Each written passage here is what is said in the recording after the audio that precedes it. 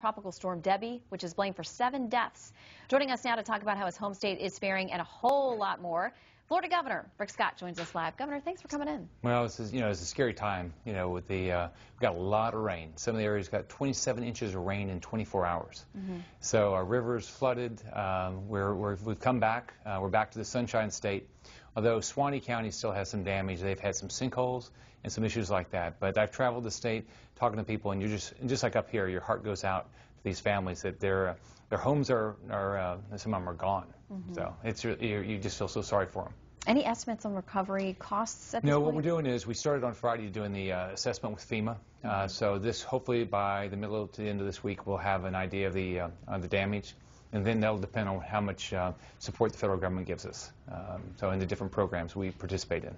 Okay, I want to turn to a couple of other hot topics coming out of Florida. You've been under fire from the Justice Department for the voter purge that you've been doing, folks who are either here illegally, dead, or for some reason they don't belong on the voter rolls. You had a win this week with a federal judge, a Clinton appointee, who said you were right to move forward as it relates to non-citizens who may be on the rolls. Can you give us the status? Has the purge stopped? What are your plans moving forward? Well, as you know, it wasn't a purge. We've been working with the federal government for a year, asking for the Homeland Security database, which we have a right to that database to figure out who is not a U.S. citizen. I mean, think about it. I've not met one person in this country that says non-U.S. citizens should vote in our races. We want fair, honest races. But this week, Justice lost. We won. The judge said it was irreparable harm for our citizens if you have non-citizens voting.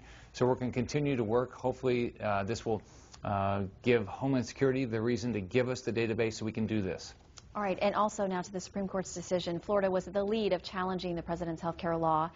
It was upheld by the court, finding it constitutional under the taxing power. But there's another part of the case that folks are talking about, which is the Medicaid expansion. I know a number of states, including Florida, worried about the cost of taking on millions of new people onto the rolls under the health care law.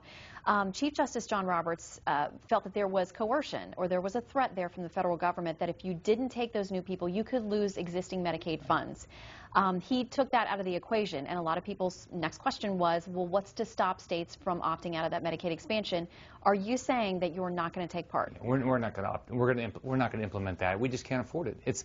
It'll be just the first year. It's a $1.9 billion increase in cost. But much covered by the federal government. But that's still Florida taxpayers paying it. It's not like there's free federal money.